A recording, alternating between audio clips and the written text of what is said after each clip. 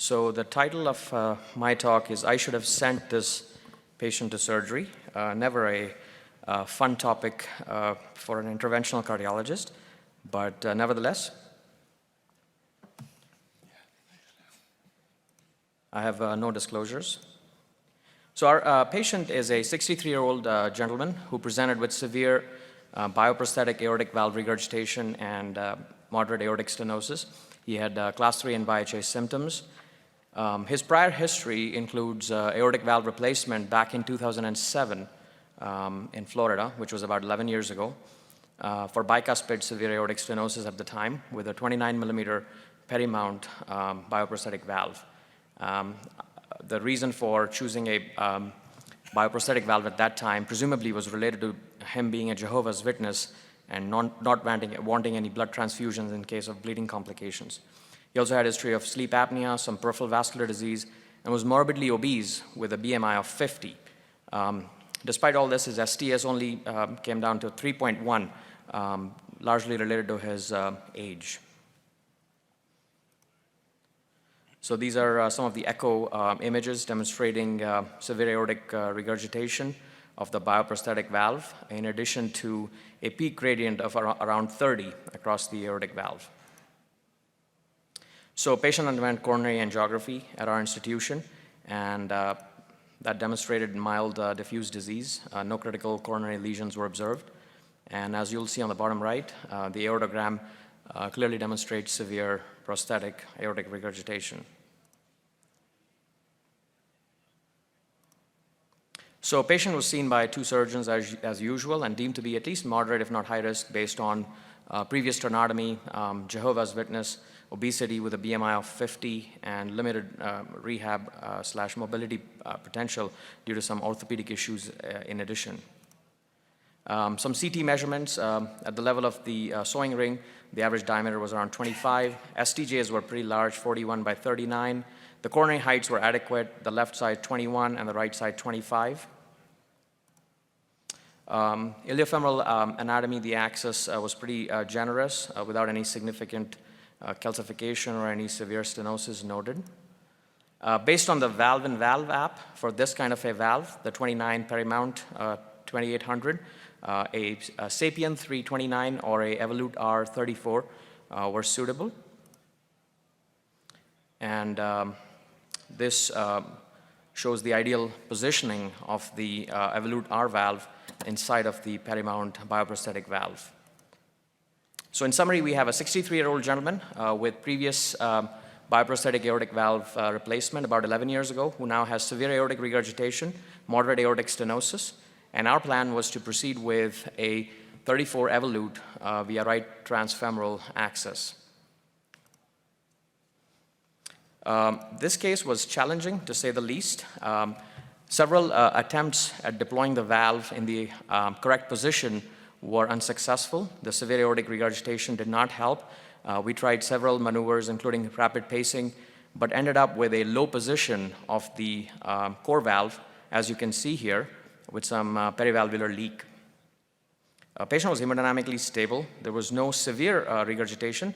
These are intra-op images from the echo, and there is evidence of mild paravalvular regurgitation at this point. Upon reviewing this case, we focused on the anatomy of the Evolut R valve, and you'll see, as depicted on these 2 images, the 34 Evolut R is obviously a large valve, and it has a shoulder at about 8 millimeters from its bottom, and then it has a rapid narrowing in the vase, which measures about 24 millimeters. So this was a concern. We had never used a Evolut 34R for a valve-in-valve case before. And because of the shape of the valve, the large valve, severe aortic regurgitation, and multiple deployments, the valve sort of tended to dive in. And at this point, we decided to leave this alone since there was mild periprosthetic aortic regurgitation. We knew that there is a possibility that this patient will need a valve-in-valve eventually. A couple days later, patient was still in-house. It appeared that the valve was starting to migrate a little bit ventricular, as you can see in these images. And there is a little more paravalvular leak, as you can see here, on the anterior aspect. Patient was hemodynamically stable. The gradients across the valve were 9 and 5. Patient was seen back about a month later and clearly had demonstrated worsening of his paravalvular aortic regurgitation and was more symptomatic now than he was previously prior to the TAVR procedure. As you can see here, the valve is has migrated even further ventricular, and you can see the lower edge of the valve is abutting the anterior mitral valve leaflet there with evidence of severe perivalvular leak all around.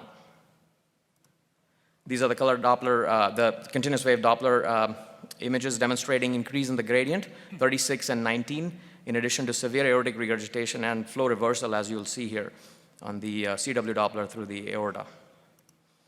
So what do we do next here? We decided to go ahead and proceed with a valve with a 29 Sapien, which was accurately positioned with 2 extra cc's in the balloon here. And we got a good result here with increase in diastolic blood pressure from 50 to 80 and reduction in LVEDP from 30 to 20. And no significant paravalvular leak was noted here after the valve. This is the echo post-valve. As you'll see, the gradients have decreased again to 14 and 7, and the flow reversal has gone away. So this was a successful result. But again, the question again here becomes, what is the durability of a TAVR valve? And in this case, 2 TAVR valves inside of a failed bioprosthetic valve in a 63-year-old male.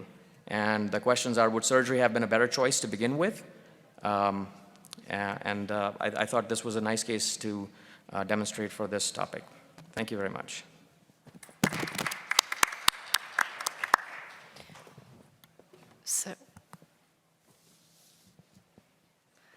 So to answer your questions on there, welcome to the world of 34 evolutes. I know, at least we were talking about it up here, I probably wouldn't have used a 34 just because of that. They dive, and it's not a very friendly or forgiving valve. I probably would have done a 29 S3 to begin with. As far as whether or not you should do surgery, I think you did the right thing as Jehovah's Witness. It's even though he's 63 years old, I think that your decision was, was fine, and it really depends upon your surgeons whether or not they feel comfortable doing a Jehovah's Witness. But I don't think in retrospect that I would have done surgery. So just out of curiosity, so that during the case, when you implant the 34 and you tried multiple times, rapid pacing, pushing, a stiff wire to try to get a very high implant, there's a point where you decide to release. But, the question, we have done this recently, that, we're dependent upon, who's loading your valve. And a lot of time, industry loads the valves in the room. I think being facile with the technologies where our operators know how to load valves, that maybe in this scenario, actually, if you realize that you couldn't get a good depth or a good height on the valve, just switching to a Sapien at that time. I agree completely. In fact, even during the procedure, the valve had slipped by a couple of millimeters. The position that we see there, the final position, even intraoperatively, we saw that the valve actually slipped down.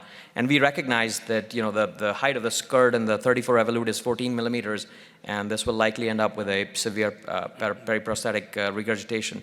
At the time of the procedure, intraoperatively, he was stable and did not have any significant leak. But you're exactly right. Even at that time, we potentially could have, considered switching to a 29 S3. That would have been an alternative decision intraoperatively. Yeah, in the end, a great decision to do the case of TAVR. For a high-risk patient, the 34, reasonable option for hemodynamics, for a superannular valve. But when you're having difficulty with the case, at least you have that ability to potentially change. But I don't know, do you do this? Have you switched? Any of you switched valves intra-procedure to a different valve type? Yeah, so we still, sometimes we have the reps there, sometimes we don't, but we have before with the reps there, been like, sorry, we're going to switch to different, and they're typically very understanding. They don't cause any problem with you switching if they see that you're having difficulty.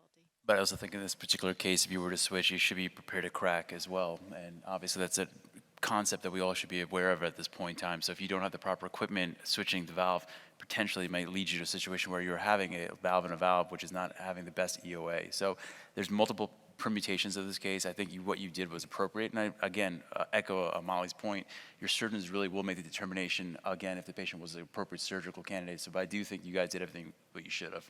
So I think the biggest point for me was the 34. We had never used a 34 for a valve-in-valve, and I think one has to be very, very cautious. As demonstrated, you know, the shape is different, and there may be a tendency for the valve to dive in eventually, which is what happened I here. think that's a really good point. I've never used a 34 Evolute for a valve-in-valve either, and I think what you're saying about the shape, that's really. Is anyone in the audience have you used a 34 Evolute for a valve-in-valve successfully? Not for a valve-in-valve, but I do have one question. Who would have BVF this? Who what? BVF. So we have Adnan comment on that? Adnan. So the couple comments I have are, so if you were going to consider BVF for this, then it would be hard to do it with a core valve.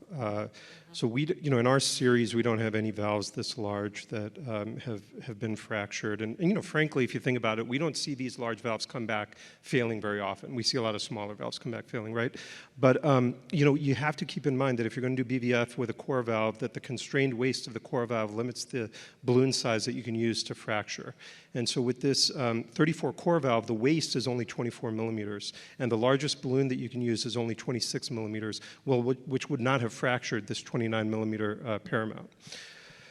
So once the switch was made to the 29 Sapien, at that point, we would have considered BVF with a 29 millimeter balloon.